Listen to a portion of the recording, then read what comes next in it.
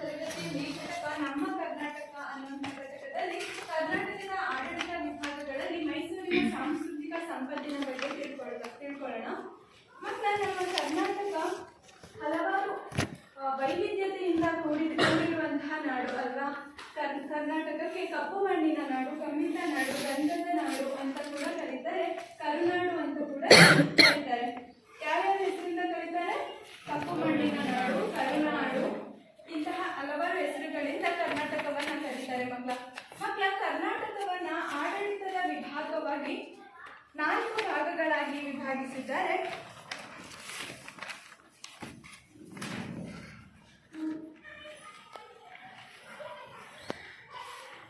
ಮೊದಲನೇದು ಬೆಂಗಳೂರು ವಿಭಾಗ. ಯಾವುದು? ಬೆಂಗಳೂರು ವಿಭಾಗ. ಎರಡನೇದು ಮೈಸೂರು ವಿಭಾಗ. ಮೈಸೂರು ವಿಭಾಗ.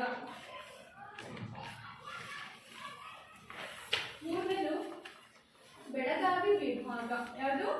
ಬೆಳಗಾವಿ ವಿಭಾಗ. ಹಿಡಿದೊಳಗೆ ಬೆಳಗಾವಿ ವಿಭಾಗ. ನಾಲ್ಕನೇದು ಕಲಬುರಗಿ ವಿಭಾಗ.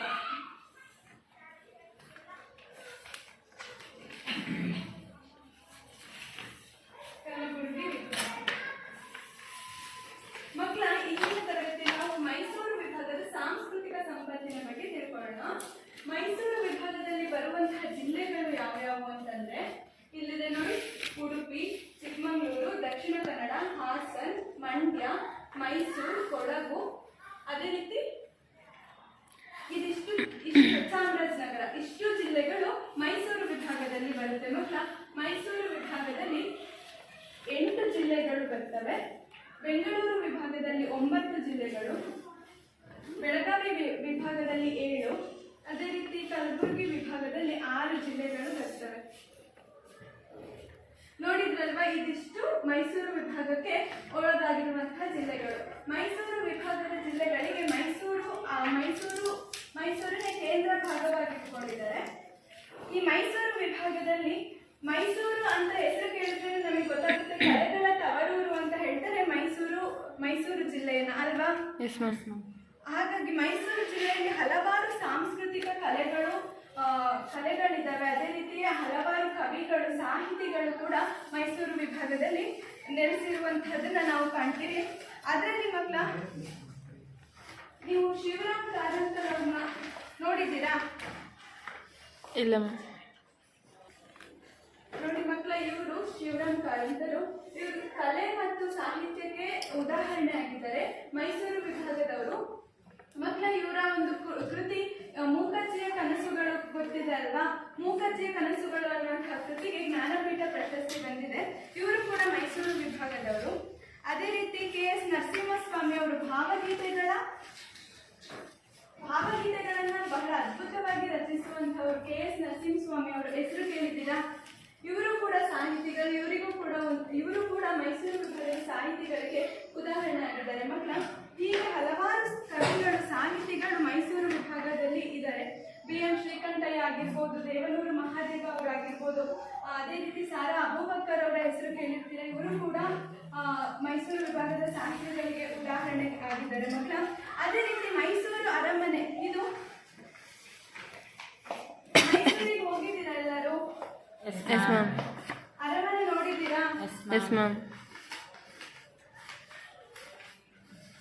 ಇದು ಮೈಸೂರು ಅರಮನೆಯ ಒಂದು ಚಿತ್ರ. ಈ ಮೈಸೂರು ಅರಮನೆಯಲ್ಲಿ ಅಂದಿನಿಂದಲೂ ನೃತ್ಯಗಳಿಗೆ, ಅದೇ ರೀತಿ ಸಂಗೀತ, ನಾಟಕಗಳಿಗೆ ಪ್ರೋತ್ಸಾಹವನ್ನು ನೀಡ್ತಾ ಬಂದಿದ್ದಾರೆ ಮೈಸೂರು ಅರಮನೆಯಲ್ಲಿ. ಅಲ್ಲಿ ಭರತನಾಟ್ಯಕ್ಕೆ ಹೆಚ್ಚಾಗಿ ಪ್ರೋತ್ಸಾಹ ನೋಡಿದ್ದೀರಲ್ವಾ ಮಕ್ಕಳ? ಭರತನಾಟ್ಯದ ಗೆಜ್ಜೆ ಇದು ಅದಕ್ಕೆ ಉದಾಹರಣೆ ಆಗಿದೆ. ಭರತನಾಟ್ಯ ಆಗಿರ್ಬೋದು, ನಾಟಕಗಳಾಗಿರ್ಬೋದು, ಸಂಗೀತಕ್ಕೆ ಮೈಸೂರು ಅರಮನೆಯಲ್ಲಿ ಹೆಚ್ಚಿನಾಗಿ ಪ್ರೋತ್ಸಾಹವನ್ನು ನೀಡ್ತಾ ಇದ್ರು ಮಕ್ಕಳ. ಅದೇ ರೀತಿ ಜನಪದ ಕಲೆಗಳಿಗೂ ಕೂಡ ಮೈಸೂರು ವಿಭಾಗದಲ್ಲಿ ಅತ್ಯಂತ ಪ್ರೋತ್ಸಾಹವನ್ನು ನೀಡ್ತಾರೆ. ಜನಪದ ಕಲೆಗಳು ಕೂಡ ವೈವಿಧ್ಯಮಯವಾಗಿದ್ದಾವೆ. ಅದರಲ್ಲಿ ಕಂಸಾಳೆ ಆಗಿರ್ಬೋದು, ಕಂಸಾಳೆಗೆ ಬಳಸುವಂತಹ ಒಂದು ಇದು ಕಾಲ್ಪನಿಕವಾಗಿ ನಾನು ಮಾಡ್ಕೊಂಡು ಬಂದಿರೋದು ನೋಡಿರ್ತೀರಲ್ವಾ. ಇದನ್ನ ಯೂಸ್ ಮಾಡಿಕೊಂಡು ಕಂಸಾಳೆಯನ್ನ ಪ್ರಸಿದ್ಧಿಯನ್ನು ಪಡೆದಿದೆ. ಅದೇ ರೀತಿ ವೀರಗಾಸೆಗೆ ಕತ್ತಿಯನ್ನ ಬಳಸ್ತಾರೆ. ವೀರಗಾಸೆನೂ ಕೂಡ ಮೈಸೂರು ವಿಭಾಗದಲ್ಲಿ ಅತ್ಯಂತ ಪ್ರಸಿದ್ಧವಾಗಿದೆ. ಚಿಕ್ಕಮಗಳೂರು ಆಗಿರ್ಬೋದು, ಮೈಸೂರು ವಿಭಾಗದಲ್ಲಿ ಬರುವಂತಹ ಜಿಲ್ಲೆಗಳಲ್ಲಿ ವೀರಗಾಸೆನೂ ಕೂಡ ಅತ್ಯಂತ ಪ್ರಸಿದ್ಧವಾಗಿದೆ. ಹೀಗೆ ಹಲವಾರು ಜನಪದ ಕಲೆಗಳಿಗೆ ಮೈಸೂರು ವಿಭಾಗ ಕೊಡುಗೆಯನ್ನು ನೀಡಿದೆ ಅಂತ ಹೇಳ್ಬೋದು. ಅದೇ ರೀತಿಯಾಗಿ ಜನಪದ ಕಲೆಗಳ ತವರೂನೇ ಮೈಸೂರು ಆಗಿದೆ. ಹಾಗಿದ್ರೆ ಮಕ್ಕಳು ನಿಮ್ಗೆ ಇವತ್ತಿನ ತರಗತಿ ಅರ್ಥ ಆಗಿದೆ ಅಲ್ವಾ? ಮೈಸೂರು ವಿಭಾಗದ ಸಾಂಸ್ಕೃತಿಕ ಸಂಪತ್ತಿನ ಬಗ್ಗೆ ಅರ್ಥ ಆಗಿದೆ ಅಲ್ವಾ ಮಕ್ಕಳ? ಹಾಗಿದ್ರೆ ನಾವು ಇಂದಿನ ತರಗತಿಯಲ್ಲಿ ನಮ್ಮ ಕರ್ನಾಟಕ ಅನ್ನುವಂತಹ ಘಟಕದಲ್ಲಿ ಕರ್ನಾಟಕದ ಆಡಳಿತ ವಿಭಾಗದಲ್ಲಿ ಮೈಸೂರಿನ ಸಾಂಸ್ಕೃತಿಕ ಸಂಪತ್ತಿನ ಬಗ್ಗೆ ತಿಳ್ಕೊಂಡು